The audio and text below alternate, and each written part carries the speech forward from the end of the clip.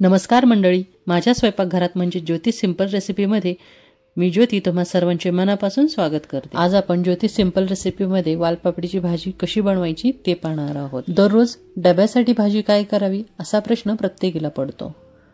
बऱ्याचदा सुचत नाही दररोज वेगवेगळ्या भाज्या काय बनवाव्या। तेव्हा तुम्ही डब्यासाठी ही अशी चटपटीत वालपापडीची रेसिपी बनवू शकता।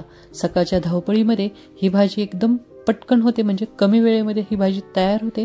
त्यामुळे टिफिनसाठी ही भाजी एकदम छान पर्याय आहे। चला तर मग वेळ न घालवता रेसिपीला सुरुवात करूयात। वालपापडीची भाजी बनवण्यासाठी आधी आपण कढई गरम करून त्यामध्ये 1 चमचा तेल घालूयात। ही वालपापडी आपल्याला तेलामध्ये 1-2 सेकंदासाठी परतून घ्यायची आहे। वालपापडी अशा पद्धतीने बारीक कट करून घेतली आहे। आपण ज्या पद्धतीने गवार कट करतो अगदी त्याच पद्धतीने ही वालपापडी कट करून घ्यायची आहे। आता ही वालपापडी आपण तेलामध्ये घालूयात। आता ही वालपापडी आपण 2 मिनिटांसाठी परतून घेऊया। अशा पद्धतीने तेलामध्ये वालपापडी परतल्यामुळे भाजीला छान चव येते। ही वालपापडी छान नरम होईपर्यंत परतून घ्यायची आहे। तुम्ही बघू शकता ही वालपापडी छान नरम झाली आहे, म्हणजेच ही वालपापडी आपली छान परतली आहे। आता ही वालपापडी आपण एका प्लेटीमध्ये काढून घेऊयात आणि भाजी बनवायला सुरुवात करूयात। भाजी बनवण्यासाठी त्या सेम कढईमध्ये मी 1 चमचा तेल घेतले आहे। आता हे तेल छान गरम होऊन देऊयात। तेल गरम झाले की यामध्ये अर्धा चमचा मोहरी घालूयात। मोहरी छान तडतडली की यामध्ये अर्धा चमचा जिरे घालूयात आणि जिरे छान तडतडून देऊयात। जिरे छान तडतडले की यामध्ये कट केलेला कांदा घालूयात। कांदा जास्त बारीक कट करून नाही घ्यायचा। या वालपापडीमध्ये कांदा थोडासा मोठाच ठेवायचा, त्यामुळे या वालपापडीला छान चव येते। जशा पद्धतीने आपण भाजीला फोडणीमध्ये कांदा कट करून किंवा वाटून घालतो त्या पद्धतीनेच भाजीची चव सुद्धा बदलली जाते। म्हणजेच काय, जर समजा आपण फोडणीमध्ये कांदा चिरून घातला तर त्या भाजीची चव वेगळी लागते, आणि जर फोडणीमध्ये कांदा वाटून किंवा खिसून घातला तर त्या भाजीची चव वेगळी लागते। त्यामुळे आपण ज्या पद्धतीने कांदा टोमॅटो चिरतो किंवा खिसतो किंवा वाटतो त्यानुसार आपल्या भाजीची चव ही बदलते। कांदा जास्त परतून घ्यायचा नाही, आपल्याला हलकासा ट्रान्सपरंट होऊन द्यायचा।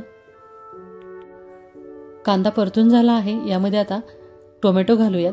तुम्ही बघू शकता मी इथे कांदा आणि टोमॅटो जास्त बारीक चिरलेलं नाही तर जाडसरच चिरलं आहे। आता यामध्ये थोडीशी हळद घालूयात आणि यामध्ये आता घरगुती काळा मसाला घालूयात। हा काळा मसाला कसा बनवायचा याचा व्हिडिओ ऑलरेडी आपल्या चॅनलवरती आहे, त्याची लिंक मी तुम्हाला डिस्क्रिप्शन बॉक्समध्ये किंवा वरती आय बटनवरती देईल, तेव्हा तुम्ही तोही व्हिडिओ नक्की चेक करा। यामध्ये अर्धा चमचा धणे पावडर घालूयात। आता हे छान मिक्स करून घेऊयात। आता हा मसाला आपल्याला 1-2 मिनिटांसाठी परतून घ्यायचा आहे। आपले टोमॅटो छान मऊ झाले आहे, म्हणजेच आपला मसाला व्यवस्थित परतला गेला आहे। आता यामध्ये आपण भाजलेली वालपापडी घालूयात आणि हे छान मिक्स करून घेऊयात। आता ही वालपापडी या मसाल्यामध्ये 1-2 मिनिटांसाठी छान परतून घेऊयात। यामध्ये आता चवीनुसार मीठ घालूयात आणि हे छान मिक्स करून घेऊयात।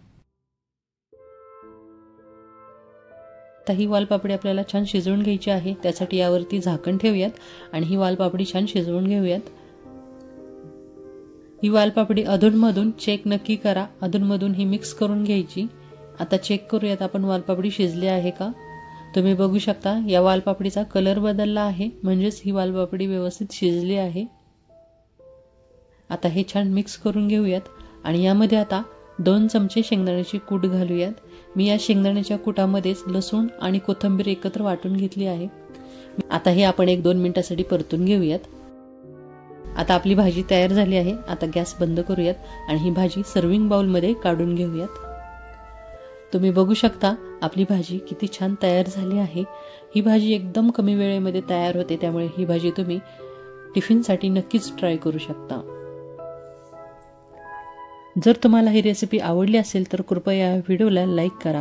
अशा स्वादिष्ट आणि नवनवीन रेसिपीसाठी चॅनलला सबस्क्राईब करायला विसरू नका आणि हो शेजारचे बेल आयकॉन सुद्धा नक्की क्लिक करा। बेल आयकॉन क्लिक केल्यामुळे प्रत्येक व्हिडिओचे नोटिफिकेशन तुम्हाला तुमच्या मोबाईलवरती मिळेल, त्यामुळे तुमचा कोणताही व्हिडिओ स्किप होणार नाही। चला तर मग पुन्हा भेटूया अशा छानशा आणि नवीन रेसिपी बरोबर। तोपर्यंत मस्त खा आणि स्वस्त राहा।